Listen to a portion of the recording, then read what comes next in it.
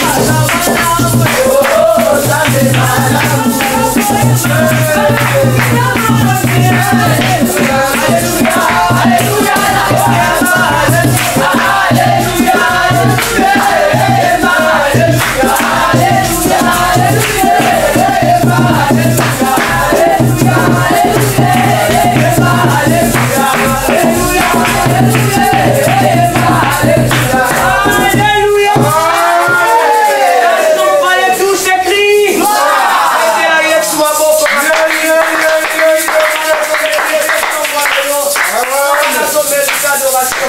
Tika nzambo adoré le atoma pambola yo tongo lelo. Atombola yo tongo lelo. Ayotaki tumbana yo tongo lelo. Parce que c'est là. Il est le Dieu qui s'est dominé d'adoration. Il est le Dieu qui aime l'adoration. Il est le Dieu qui aime la louange. Il aime l'adoration de l'île ensemble. Bébé, tombola ensemble. Peut-être le problème ne c'est qu'à l'amour pour dater. Peut-être c'est encore adorer ensemble. Peut-être c'est l'adoration ne marque pas une ensemble. Moi j'aime le frère adorateur. La seule pénale, nous sommes des frères adorateurs. Amen.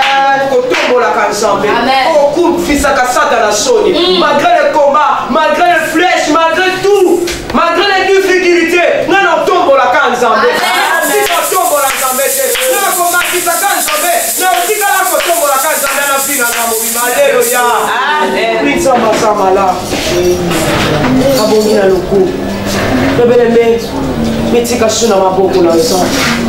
La Bible me dit, c'est poussé par l'esprit que les hommes ont parlé de sa part.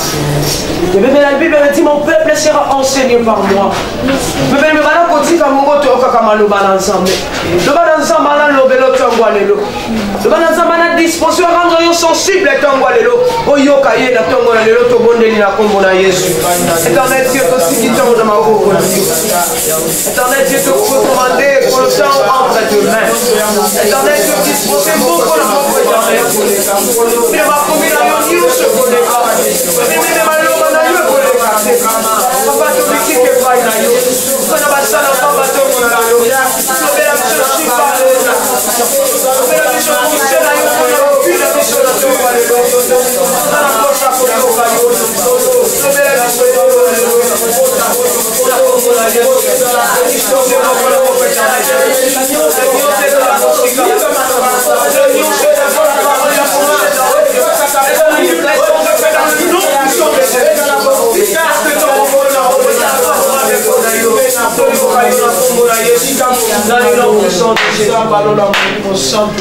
Nous avons ainsi prié. Merci Seigneur Jésus-Christ. Merci. Amen.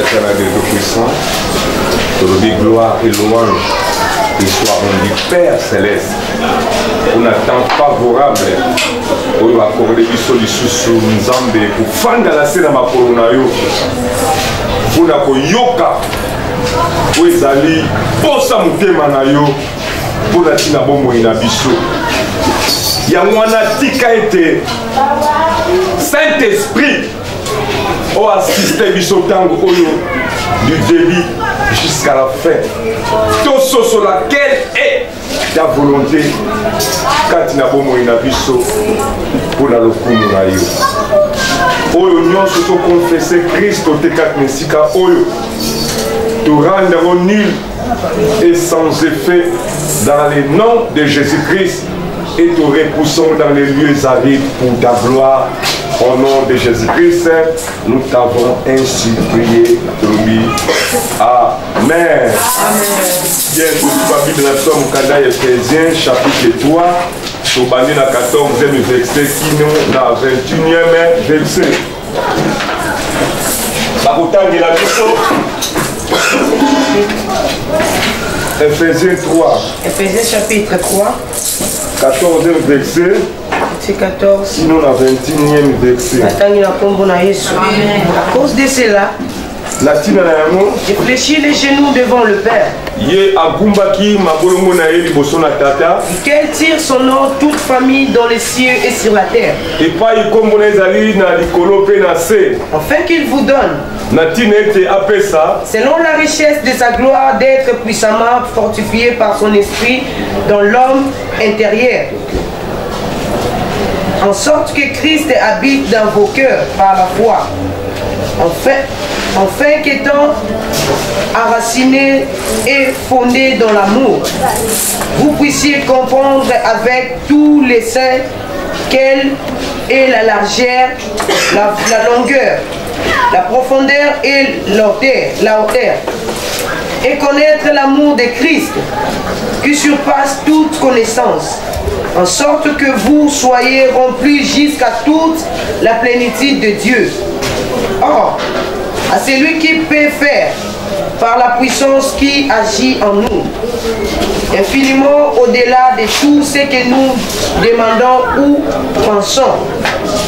À lui soit la gloire dans l'Église et en Jésus-Christ, dans toutes les générations, au siècle des siècles. Amen. Amen.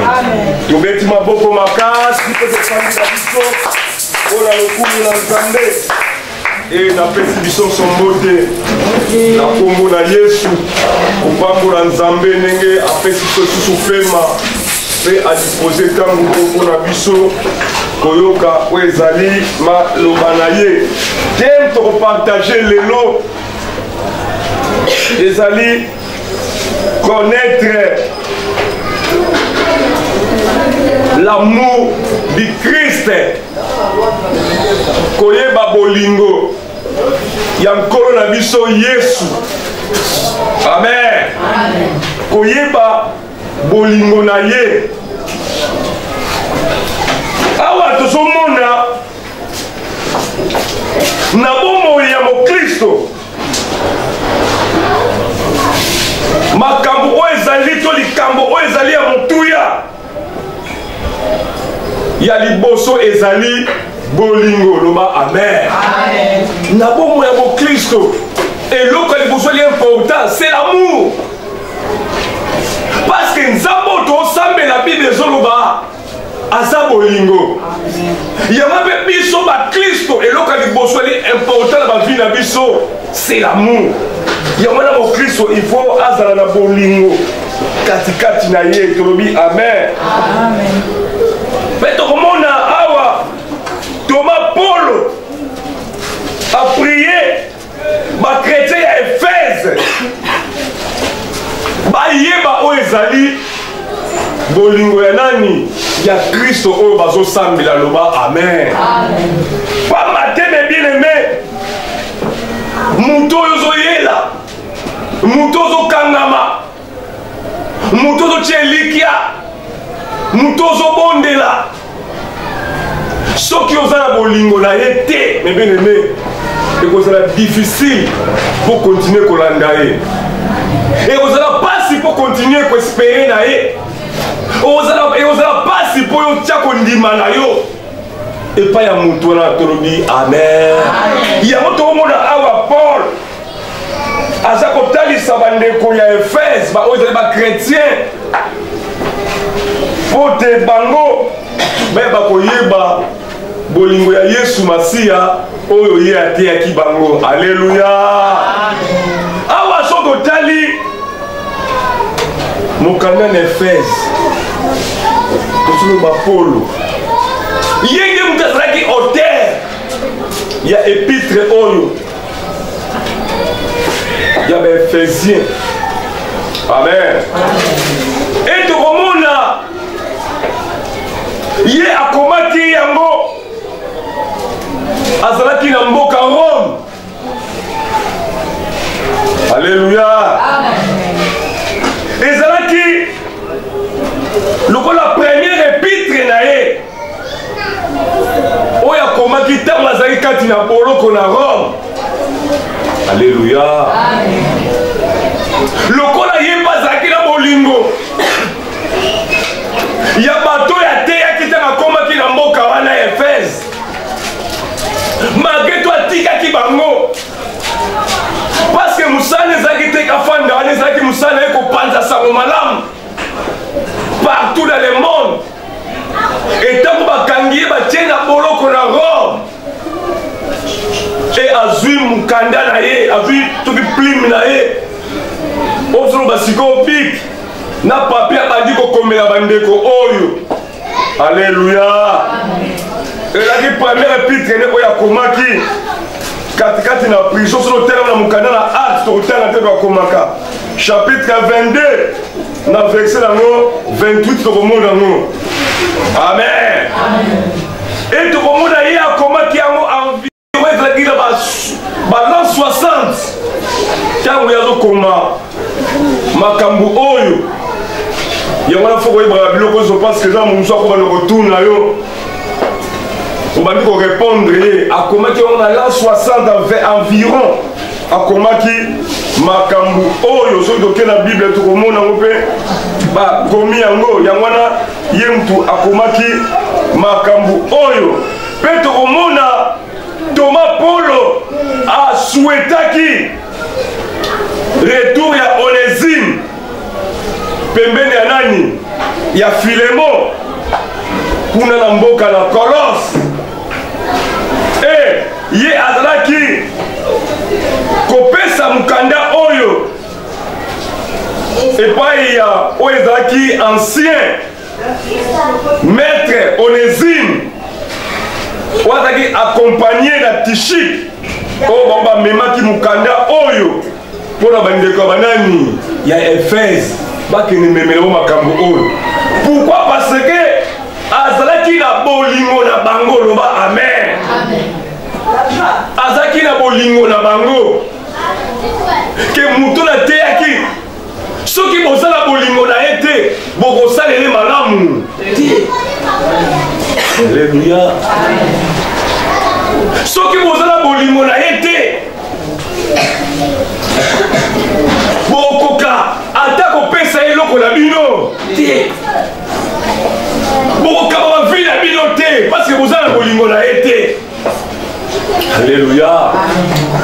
Tokomona mutu azala bolingo ya ndeko na ye te po apesa eloko na mutuya akopesa ye te, loba amen. Tola bato mosusu oyo ozosouffrir avant eloko wana fana pesa yo, mais lokola aza na bolingo na yo te oyebi malobi na yo eza te. Amen.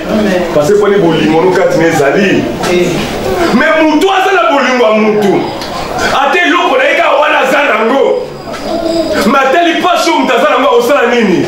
Akopesa mpona bolingo, loba amen.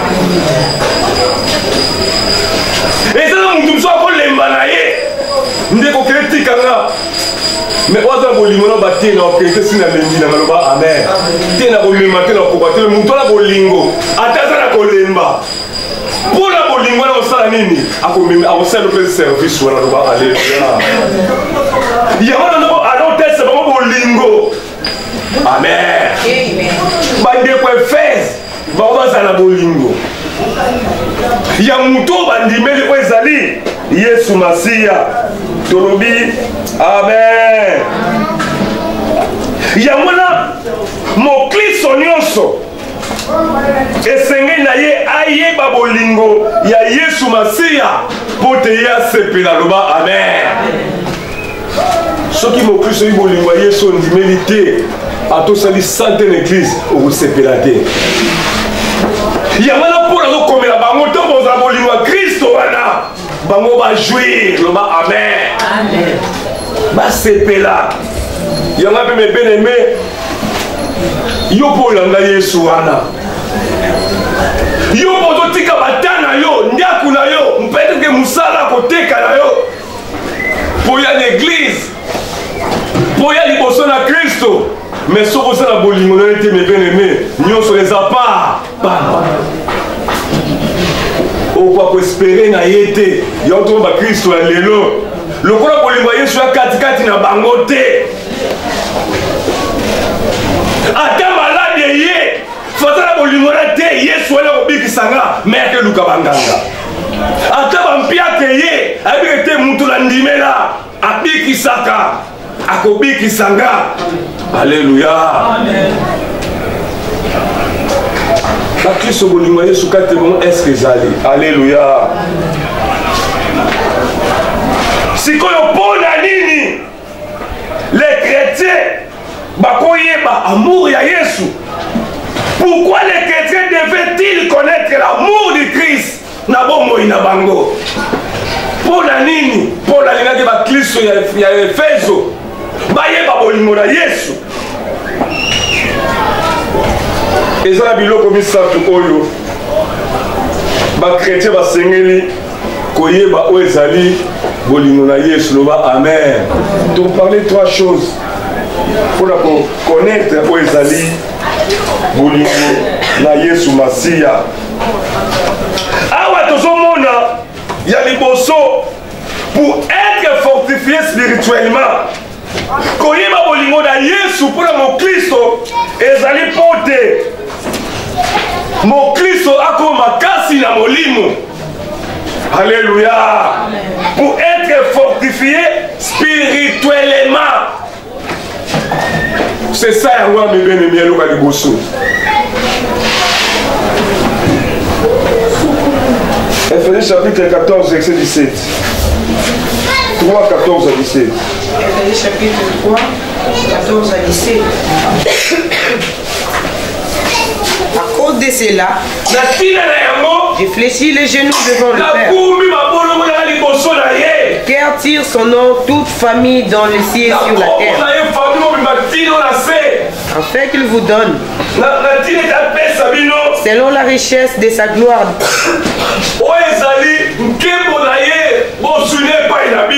d'être puissamment fortifié par son esprit dans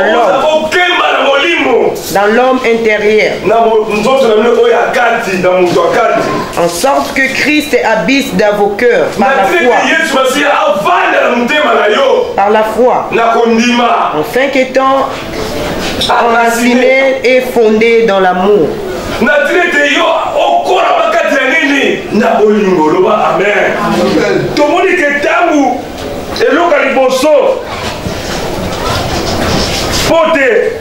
pourquoi les chrétiens devraient connaître Christ? Pour na mutu akoma makase spirituellement. Amen. Mutu azala bolingo na Yesu. Ayebi ke Yesu azala bolingo na ye. Alléluia. Ayebi ke mutu akoma makasi na molamo spirituellement. Amen. Babi bo mutu na kati ekokemba. Amen. Parce que vous comprenez que ceux qui vivent dans la Zaboé et Zanini, Christo. Alléluia.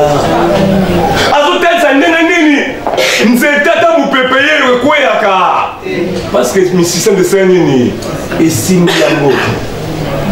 Alléluia. Attendez que nous avons payé. Sur la fondation Makasi, attendez que tel est né. C'est ça pour l'hôtel du Sabango. Les chrétiens comprennent que non, non. Ceux qui n'ont commis l'âge au Naza, et ça, Yesu, mais bien aimé, nous avons changé les alliés.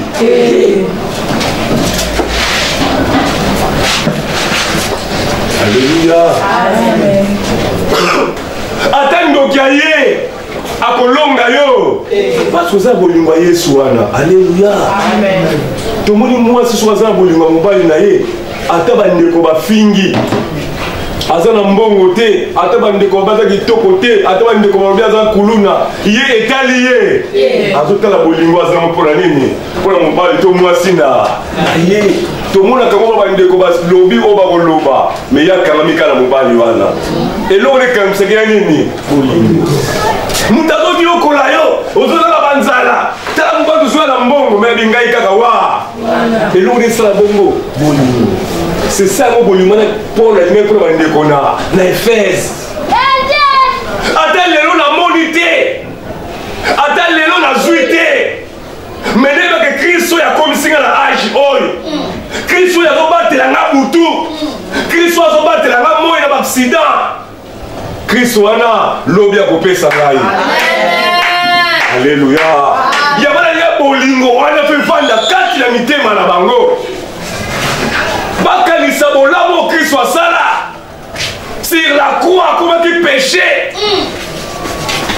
Bila bien comme muta masumu te bakome ki lisumu. Amema ki angai on komisa ki e ponga na koma boye. Amen. Ya ko tesi bolingo les la katina na bango. Ba comprendre que yenga la nani, ali racine ou esimbi bomo ina biso. Amen. Il a des fondations esimbi biso. Amen. Attends le bando ko baye 50 millions. Ba olonga ngai.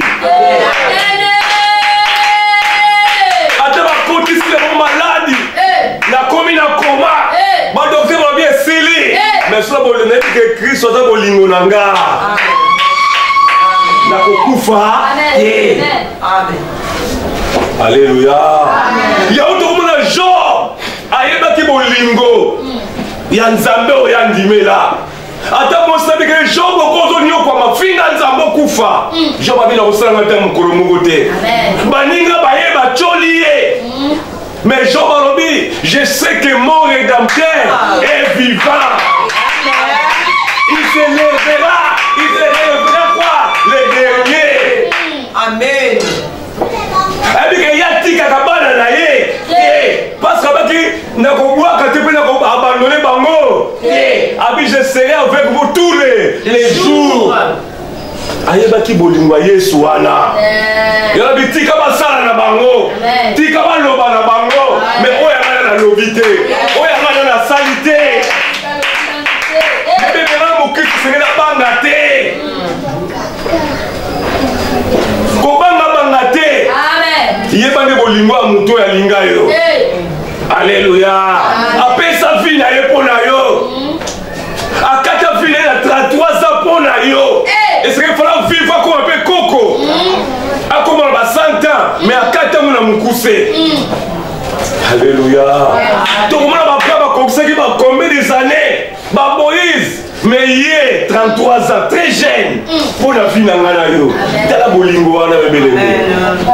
Yawana yeba bolingo wana na bomoina yo. Et comme ils sont ma casse, mes bien-aimés. Moutako sakana yote, moutako finga yote. Alléluia. Amen. Et tokomona moutako makasi na kati. Akwa mama kasi mes bien-aimés. Et tokomona mutu akozala la confiance totale na Nzambe. Mutu na sosoli bolingo na Nzambe akokoma la confiance moko totale. Ndelex bino so mwatali mobali na ye akomi na confiance totale. Ata bino famille boye kozwaye lobe akosala nini akozonga. Amen. Tokomona mutu ma bakimisi me asali nini akomba bazo mone suna barabara loba amen. Bazo mone na barabara. Neba camarade moko akenda ngola non pas pour la volonté na ye loba amen. Amen. Ana vana na fuma makenda ngola ti lelo kamona kwa nini likola bolingo alandaka mwasi. Alléluia. Lelo combien mingi bazo kufa pour la nini